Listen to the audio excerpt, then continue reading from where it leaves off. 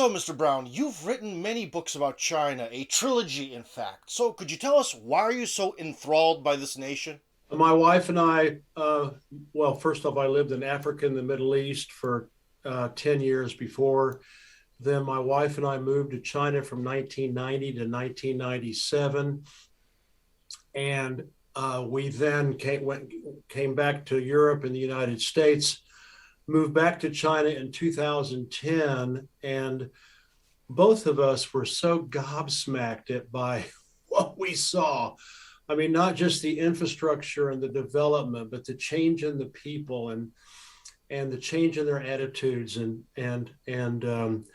it was just a radical transformation, and it inspired me to. And we were in Beijing, and I said, I got to get into the countryside to see if these changes have been made in the rest of the country. And so I took off and went to the six poorest provinces in China, including the Tibetan Plateau.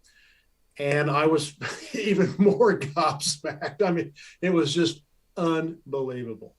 And when I came back, I thought I was going to do a blog, and it ended up being my first book, 44 Days Backpacking in China. That inspired me to keep writing about China. I didn't stop. And so then I ended up writing the China trilogy, China Rising, and then the Big Red Book on China. I continue to write about China. I say it's the greatest show on earth, and I think that's true. All right, so over that time period, what specific things have changed? The big difference was that in the 1990s, that was what I used to call the Deng Xiaoping Wild East Buckaroo days. And that was when, after Mao died, and starting in 1978, Deng kind of unleashed the dogs of capitalism, but not at the macro level, at the consumer level. They still had control of the 100 basic industries. They still had control of all the land and major industries, heavy industries, infrastructure. But on the street level, it was intoxicating in a bad way. I mean, it was absolutely unhinged, jungle capitalism. And so it was rough. I mean, I worked there. We worked and lived and worked there for 7 years, and it was exhausting, but it was almost like a drug addiction. It was so intense. You just couldn't get it was like a 5-pack a day nicotine habit. And so we left. And so when we came back, the people were like so much, they had gone through so many changes. There were so much more, all that, all that had gone by the wayside. All the unhinged street level capitalism that was going on was basically toned down dramatically with the 2008 Olympics. And it was like, wow. And not only that, but I mean, it was just like, the infrastructure was better, than what we were living in, and than what we were living in Oklahoma the previous 10 years in the United States. So it was just everything. The attitude, the mentality of the people doing business, working there, living there. It was just much more relaxing and much more enjoyable than in the early 90s.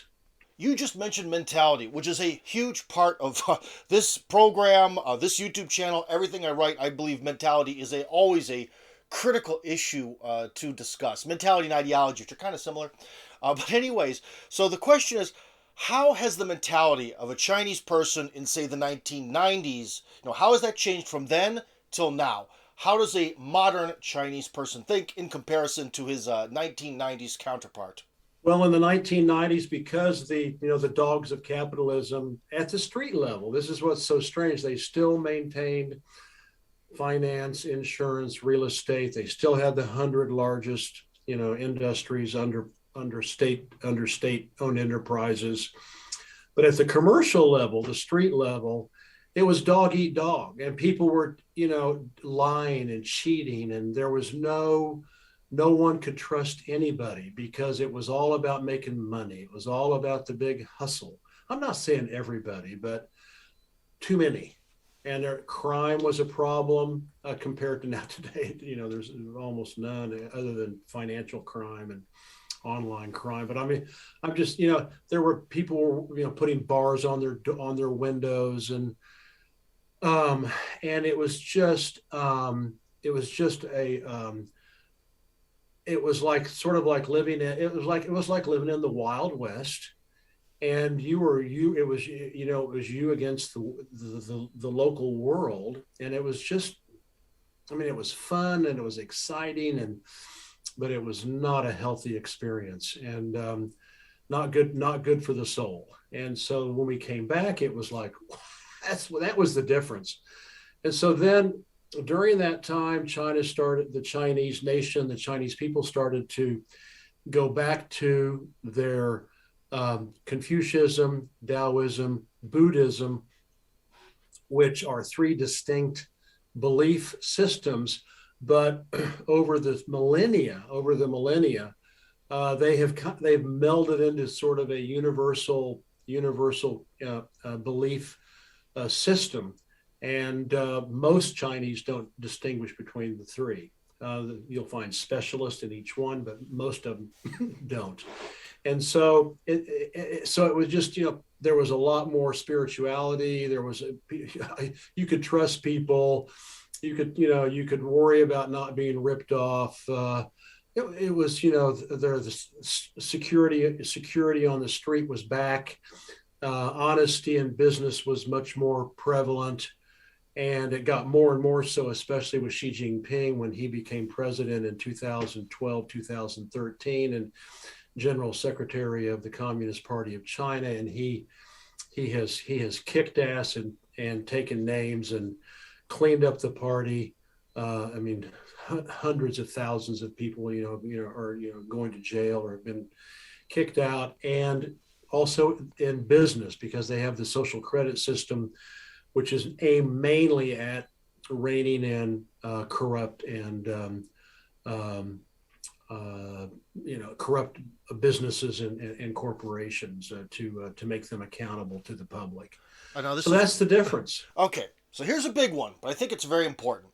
So how is this whole Confucian revival going back to Chinese traditions? I mean, how is that really playing out in China? Is this just some sort of empty government nationalism to sort of placate the population? Or is there something to this? Because generally, most of the communists, when they came into power, they wanted to get rid of the past. The past didn't work for them. So it's kind of weird to hear that the Chinese Communist Party Marxists are now embracing the glory of the past, the glory of a very non-Marxist past. One of the big canards in Western media and propaganda is that the Chinese, the Communist Party of China, the CPC, has to justify itself. It does not have to justify itself. The people love the CPC.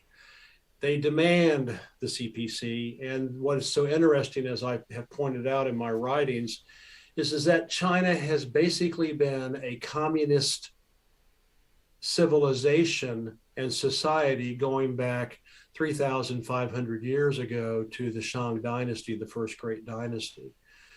And so there's no need to justify it. And Marxism, with its dialectics and its lack of God and Godhead and etc., jives very nicely with, although Confucius, they believed in gods back then, but Buddhism is essentially an atheistic religion, although they add the kitchen god and the fertility god and the money god and the house god and the temple god, but it's essentially an atheistic religion. There's no God in pure Buddhism.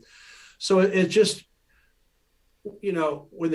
when China became communist back in the 1930s and 40s, it was perfectly normal for the Chinese because it had been more or less like that for thousands and thousands of years. Polls show, and not Chinese polls, but Pew and other um, polling companies, international polling companies, show that the Chinese have the highest level of satisfaction with their government in the world, something like 85%. So, and their press, they have 65 or 70% satisfaction with their media, which is government uh, managed and controlled. So that's one of the canards that needs to be put off right away, is that the Chinese communists are desperately trying to stay in power. No, that's not true. Well, one counter argument to what you're saying would be that maybe there's a culture of fear that really affects official answers to official questions, just like the kind that spread across American universities. It does not. It's not true. That was not true during the time of Mao. I can tell you that the Chinese, and I write about this a lot. Chinese democracy is much more consensual, is much more consultative than anything the West has ever been able to offer, except maybe the Greeks back, 750 years before, or 500 years before Christ, when they had about 100 or 150 years of a direct democracy. There is a fundamental idea that needs to be understood. The Chinese do not think it is constructive to go hold up a poster on Tiananmen Square and say, I think Xi Jinping is a jerk, or I think he's a bad leader. Because that, in Chinese culture, is a loss of face, not only for the rulers, the government, but also for the people. However, you want to go and complain about the government. You want to go and complain about corruption. You want to go complain about Xi. You want to go complain about this and that and this and that. The CPC and the Chinese government are the largest polling organization in the world. They do millions of polls every year, trying to learn the zeitgeist of the population. Mao did it. It was called the mass line. Listen to the people and then do what they want, and answer the needs of the people. So I can tell you right now, I mean, I've seen there are 200 to 300 protests a day in China.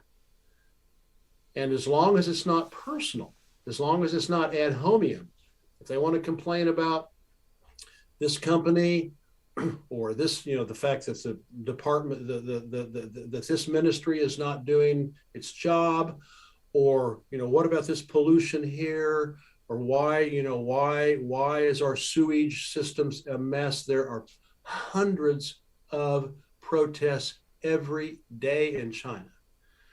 And the Chinese government is sitting there writing all this down because they want to find out what's going on, and if there's a corrupt guy or a corrupt gal involved, they want to get rid of that guy and gal, and if they're in the party, get him out of the party. So I'm sorry, it's so hard, Tim. It is so hard to get Westerners to unload all these shibboleths that they have about communism, socialism, Mao, the Great Leap Forward, the Cultural Revolution, dictatorship, lack of democracy, lack of expression.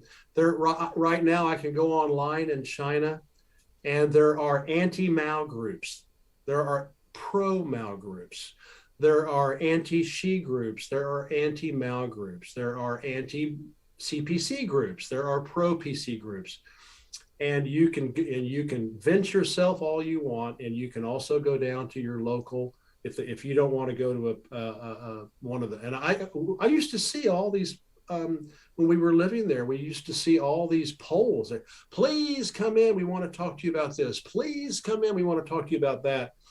But if you've got a bug up your butt, you can go down to your local village committee or neighborhood committee and vent your spleen. And I can promise you that is going to go up at least one level if it's considered to be noteworthy. Yeah, in Russia, criticism of the government that doesn't really mention specific people has always gone over better, especially in the USSR. But anyways, you've already mentioned Mao a few times. Now, in Russia, if we were to go outside and ask people about the legacy of Vladimir Lenin, there'd be a lot of different versions. We would hear high praise and scathing criticism at the same time. So, how does the Chinese public today, overall, in general, view the legacy of Mao? And does that general view strongly differ from what's written in official public school textbooks? Well, on the street level, I would say that Mao is more popular than he is officially. I always tell people never forget that 95% of the Chinese people agree. They may not like Mao, or they may not like some of the things that Mao did, but they agree with his world view. And the world view is that global capitalism is the enemy, and socialism and communism are the only way to survive against that global capitalism, and which of course entails imperialism, and serve the people. Serve the people. We exist to serve the people. And so he is incredibly popular. And you'll find people who don't like him. You'll find anti-Maos. But I've been to his hometown. There are more people that visit his hometown in China every year than do than do all the Disneylands and the Disney worlds of the across the planet. He's incredibly popular. Just a case in point, Xi Jinping, the founder of Huawei, the major behemoth ICT company that the United States is trying to destroy, calls Mao his inspiration. He sends out Mao Zedong speeches and texts, to 200,000 employees. Mao's Little Red Book is used by millions and millions and millions and millions and millions of Chinese, even today, as a source of inspiration to solve problems, etc. So there's parades all the time on his death anniversary, his birth anniversary, etc. So officially, he, according to the Deng Commission that came out after he died, he was 70% correct and 30% incorrect, which is interesting because Mao actually used those same percentages in the Little Red Book about, well, if somebody does 70% right, that's good enough, and only 30% wrong, that's good enough. So they said he was 70% right and 30% wrong, and that was basically because of the Cultural Revolution. Although there are many people that do not agree with that. There are many people who support the Cultural Revolution and what happened with it. I hope you don't mind me interrupting here, but could you explain what did the Deng Commission find to be 70% right and 30% wrong about Mao? Well, they said that in his later years, during the Cultural Revolution, that he lost. The country, was in chaos, and the country was, the economy suffered as, again, too many people got hurt, too many people got persecuted. It was basically the Cultural Revolution was the largest experiment in human history in direct democracy. And so with 1 billion people, it was not well controlled. But you will hear people like Xi and Li Keqiang, who were sent into the countryside as a teenager, support, many of the ideals of the Cultural Revolution. So, you have to forget, you cannot forget that, Deng had some bones to pick. His son got paralyzed. He was thrown out of a window, and his son was in a wheelchair. He's still alive, I'm pretty sure. And so he was paralyzed from the neck down the rest of his life, or at least from his waist down. That's right. Deng was imprisoned. He had a tough time because he was with the sort of the anti-red guards. So they had bones to pick. And so they, but I can tell you right now, I can go online in China and there are pro Cultural Revolution groups and they meet together and they have reunions, etc. So, but it was the extremity. It was the extremity of the direct democracy that caused so much confusion and chaos. And then, of course, they blamed the Gang of Four, Mao's wife, for ultra liberalism, ultra democracy going too far.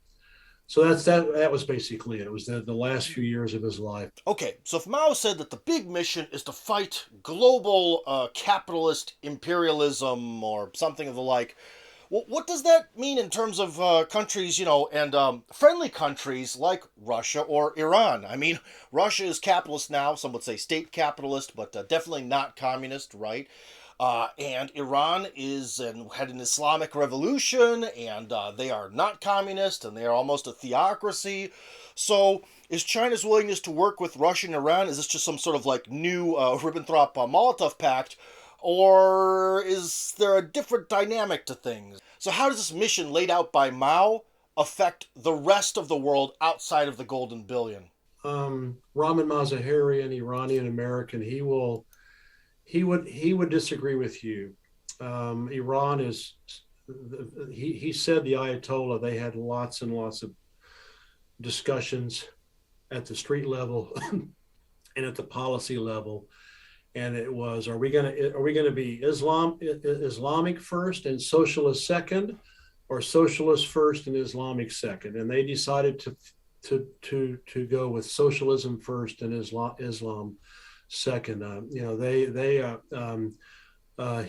Many people consider Iran to be very, very socialist. They nationalized, many industries.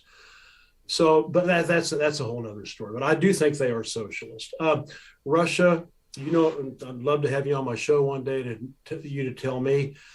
But obviously, I call them CSAI countries: communist, socialist, anti-imperialist, and Russia is definitely anti-imperialist. And I understand there's still quite a bit of socialism in the education, medicine, etc. I don't know. We'll talk about that when I have you on my show. And we're talking about Wall Street capitalism. We're talking about robber baron capitalism. We're talking about crony capitalism. We're talking about monopoly capitalism. That's what Mao was talking about. We're talking about, and using and the sanctions and the boycotts and the blockades and the fines and the illegal arrests and the piracy of ships and around the world, like they do with the weaker countries like Venezuela and North Korea. That's what Mao was talking about, and I don't think Russia is anywhere near that, and nor is Iran at all. Putin recently said something to the effect that Russia and China have one of the greatest relationships ever between two nations, two powerful nations anyways. So does Xi say the same thing within China? What is sort of the word on the street in terms of that? Is there something really, truly amazing being born between Russia and China, or was this all just some political butt kissing? Well, I think that's a good question, Tim. I think both Putin and Xi are very cognizant of the Sino-Soviet split in 1959, 1960. I think there are a lot of Russian historians and Chinese historians that consider that to be one of the most tragic events in the 20th century, and that the world would be much, much, much different today if they had not split and had stayed together as comrades in arms. It is true that Mao is the one that broke it off because he considered Khrushchev to be a turncoat to his people and to the the socialist revolution. So he did break it off, and at great cost, because it happened right during the Great Leap Forward, when there was a 200-year drought and 200-year floods. So it caused a lot of problems. And the fact that the Sino-Soviet split was inspired by America, and to use China against the Soviet Union. And so I think they realized that that was a huge, huge mistake, and that they have much more to offer the world and their respective peoples working together than as competitors. And so thankfully, since the 1990s, they have resolved all of their border disputes. The amount of commerce is staggering. Russians in China, I had lots of Russian friends doing business there. Bridges are being built. Physically, bridges are being built across the Amur River. Russia and China work together to make sure that the DPRK, North Korea, does not get taken down by NATO, especially the United States. The world, I would be so worried if China and Russia were not working together hand in hand today, because NATO, global capitalism, Europe, the United States, Canada, the Five Eyes are so deranged and so totally out of control that the only thing we have saving us is their cooperation. And it's sincere. I mean, I've read in the Chinese press that Putin and Xi genuinely like each other. They genuinely respect each other. And they both believe in a multipolar world. I think Russians and Chinese generally believe in a, well, you can tell, I'll let you talk for Russia. The Chinese believe in a multipolar world, and they believe in win-win, and they believe in mutual benefit. And so that's what China and Russia have right now. And thank God, because if Russia was still the way it was, in 1990, what kind of a mess would this world be in? So this is not polishing apples or, make it feel good rhetoric. They like each other. The Chinese like Russians. I used to talk to them. We left in 2019 to retire. But up until the time I left, the Chinese admire and like the Russians. They have absolutely nothing in common, really, culturally, and their comportment's different, etc. But they genuinely like the Russians, and lots of Russians were coming to China before COVID, and lots of Chinese were going to Russia before COVID. So let's hope that Russia and China can continue their cultural, strategic, tactical, geopolitical, military, technological, education, infrastructural cooperation, because it's not only good for them, it's also good for all of us outside of those two countries. One final question. You are the first of a few guests who have asked to come on the show. So what do you like about this program? Why did you want to come on this platform? Well, you do good work. And I have a China writers group, and there's a big Russian interest. In fact, we have a Russian member, Irina Boyko, who subtitles old Russian and Soviet films, and she has a website. She has a YouTube channel, and I mean, you cannot talk about Russia without talking about China, and you cannot talk about China without talking about Russia. I mean, it is the most important bilateral relationship in the world today. I mean, it dwarfs the U.S. and Canada and U.S. and Australia. So you do great work. You know, you've got you do these wonderful programs. You have guests. You do. In fact, I'm going to use some of your bioweapon videos and load them into the Bioweapon Truth Commission Global Online Library. Um, you know, I like your work, and I think not only that, and I did notice there was not a lot about China, so I thought, well, gosh, let's talk about China. And not only that, but people like you and me, Tim, we need to work together. We need to create synergies. You know, we have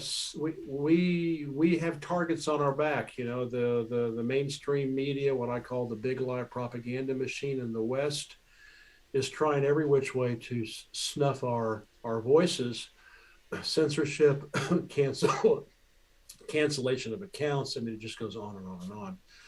So I think we need to do synergy. I'll take your interview that we're doing today with me, and I'm going to put it on my website, and then I'd like to have you on my show to talk about Russia, and then maybe we can both do the same. We really need to start looking for ways to have a multiplier effect to counteract all the incredible brainwashing propaganda that's just spewed out of the West, and unfortunately is very, very effective. So anyway, congratulations. I like what you do.